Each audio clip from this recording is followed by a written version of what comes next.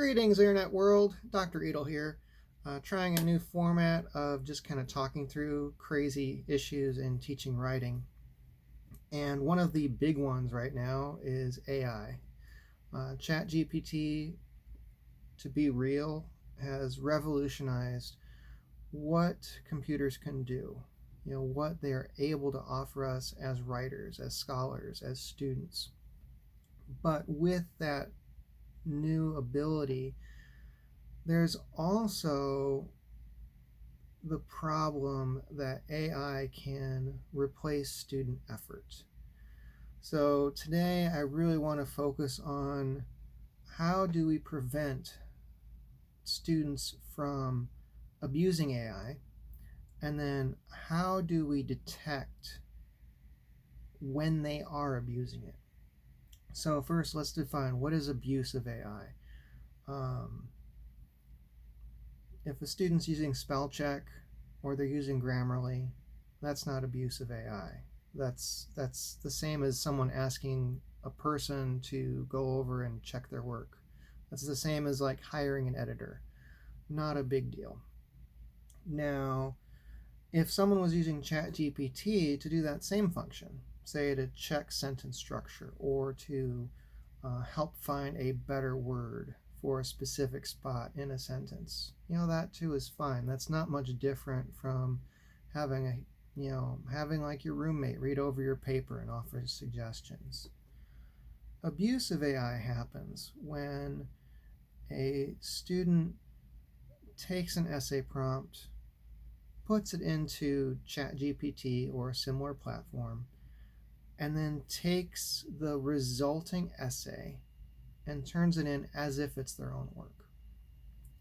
So far, I've had 5 of my high school students try this. 5 that I know of. I don't think any others have, but it is possible someone has snuck AI writing past me and I might not have noticed it. And so what I've begun to do is to look into new ways to detect AI writing so that I can be accurate in dealing with it.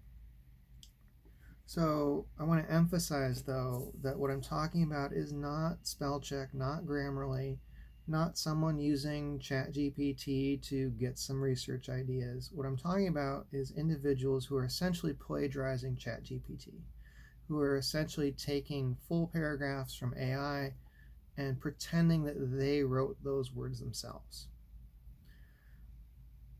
Now, it's well understood that the digital AI detectors are not accurate enough to tell whether or not this has happened. They can give some indication, but I did have a student turn in something that was clearly his own work. The voice was definitely him, right down to the expletives.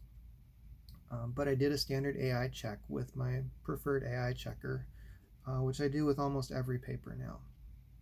And it came back as anywhere between 95 to 100% AI written, which is funny because no AI would have produced the number of F-bombs that this paper had.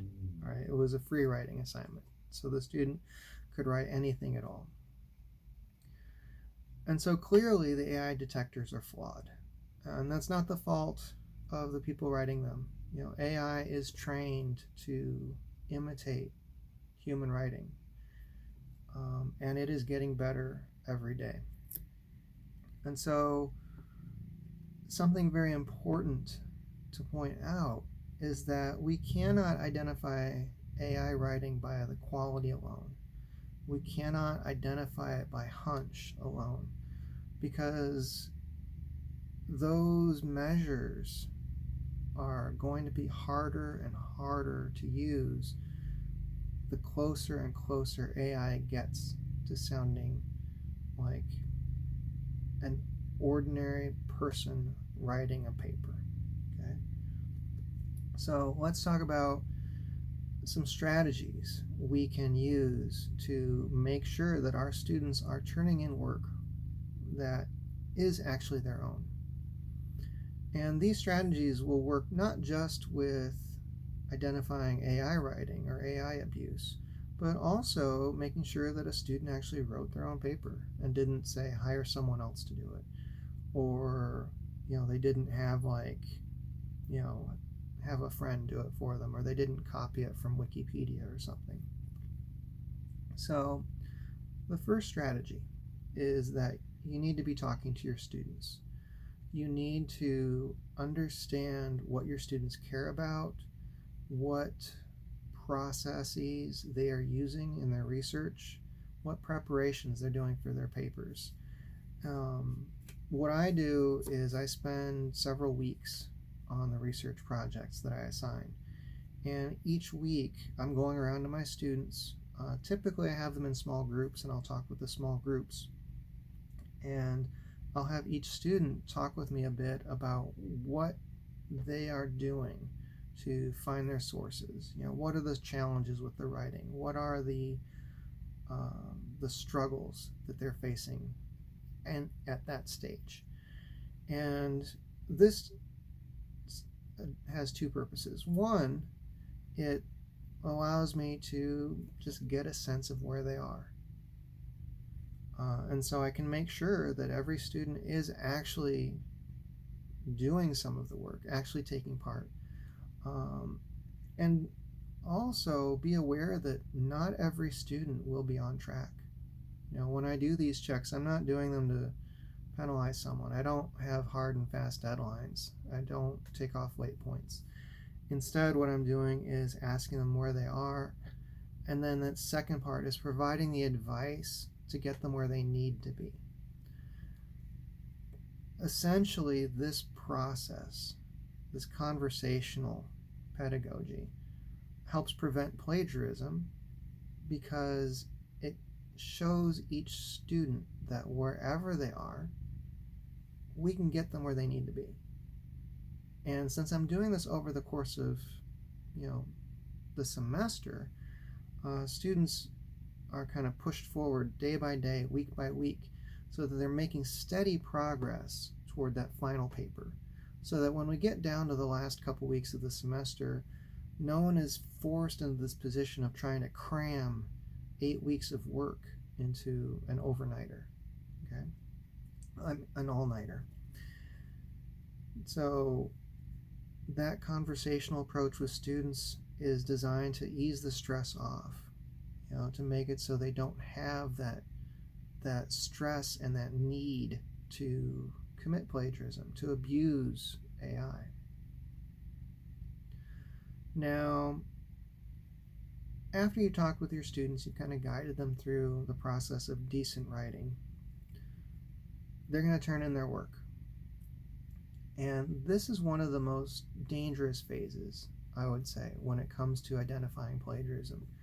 Because when a student has turned in an assignment, if they have committed academic misconduct, they will be in trouble. Right? You are going to be faced with the decision of whether to have them fail that assignment, have them fail that course, possibly even submit that to your Dean of Students office to see if they're going to face harsher repercussions.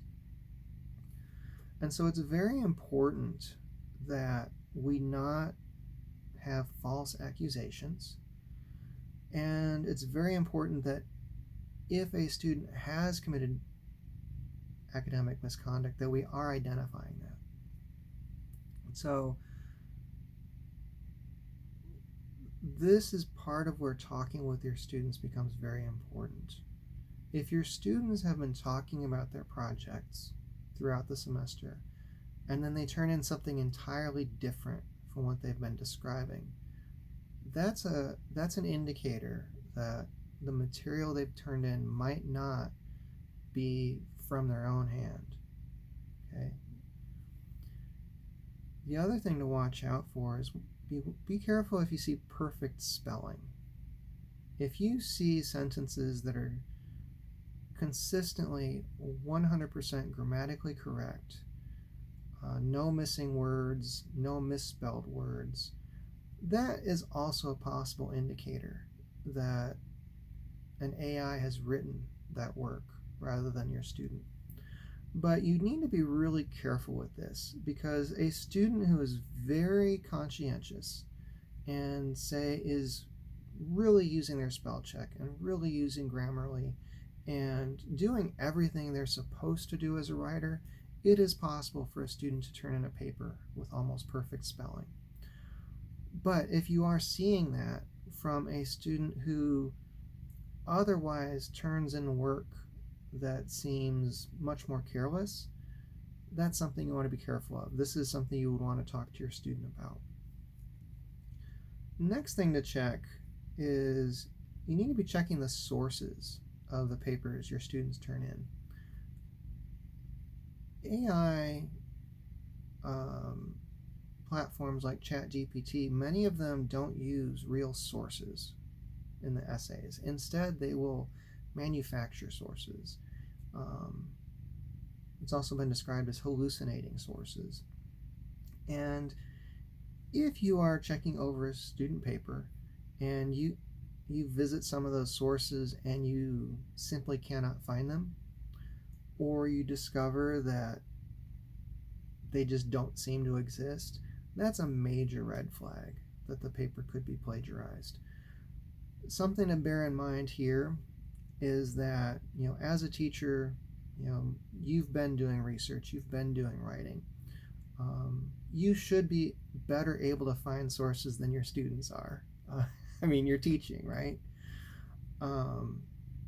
And so if your students have found sources that you cannot track down, that's very, very fishy.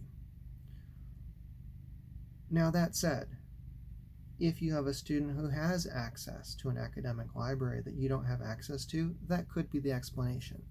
And so the first thing you want to do if this happens is ask your student to provide copies of the sources. Be like, hey, could you send me a PDF of this source? Or could you bring this book to class so I can look over it? Any student who has used legitimate sources will still have access to them, or can at least prove to you that they are real. If a student refuses to do that, like I said, this is a serious red flag. If nothing else, best case scenario, if you're seeing fake sources in a paper, then best case, the student invented the sources, which is also an example of academic misconduct. Now, another thing you can try, which I have not tried yet, but I'm planning on doing later this semester, is after students turn in major projects or portions of major projects, giving a quick in-class kind of quiz about what they have just submitted.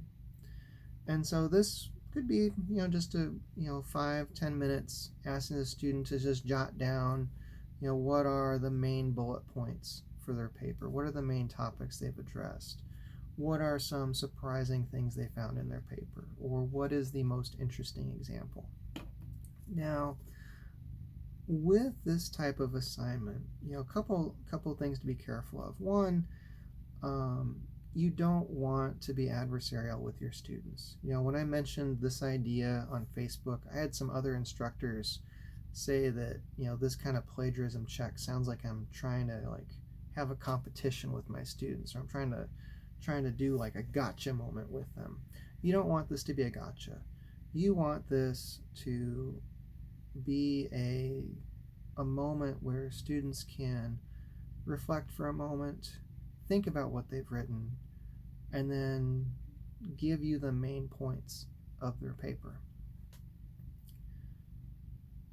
In almost all cases, a student who has written a paper, has put in that time, will be able to articulate something about what they've written in a few sentences. Now, that does not necessarily mean that they're going to be very coherent in a quick handwritten thing. If you have a student who's really put in a lot of time, they may be under stress, they might not remember everything they've written. I've been in situations like that. During my dissertation, I wrote 150 pages of material, and I had no recollection of those words. I had to go through and reread things, and I was so stressed at that time that it wasn't until the third or fourth time rereading the chapters that I actually knew what I had written. And so this activity, you really have to be careful. This is not a red flag type indicator. This is more of a check to see, for those students who did write it and are aware of what they've written, you can quickly rule out AI abuse. For students who are struggling to describe what they've written, or who write things that are completely unrelated to their paper, those are indicators you need to talk with those students. Have a conversation, ask them to describe their paper. The other thing I found is that a number of students are much better at verbally describing their ideas than they are at writing them, which really makes sense. We grow up learning to talk long before we learn to write. And so what I would recommend is, sitting down with the student, just having a quick conversation with them. Don't even mention that it's an AI check or a plagiarism check. What I would recommend is just go around the class talking with every student. So every student has this kind of check that you're doing. And, ask the students to just tell you about their papers. In most cases, students will be able to describe what they've done. They'll be able to talk about the surprises they've found. And you can rule out plagiarism pretty easily. Now, that said, if you have a student who is really determined to cheat and determined to get away with it, there are a couple ways that they could get around this. Okay, so a student could have AI write their paper, and then they could study that paper before submitting it to make sure they understand what it says. If you see that perfect spelling, the student could say, "Oh yeah, I checked it 1,000,000 times. My mom checked it too. My roommate checked it. I used Grammarly."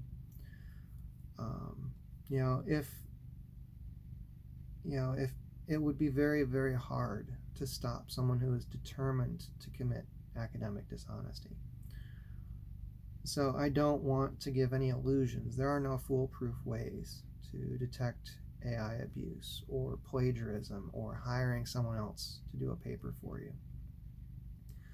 But hopefully these tips will give you some better ideas of how to detect plagiarism if it does happen in your class. Hopefully it won't. But in another video, I'm going to talk about ways to talk about AI with your students and talk about plagiarism so that, one, they'll know why it's wrong and they'll know what it is, and then you can give them tips on how to avoid committing plagiarism, whether by accident or on purpose. So with that, I hope this video was helpful, and please feel free to leave questions in the comments. Talk to you later.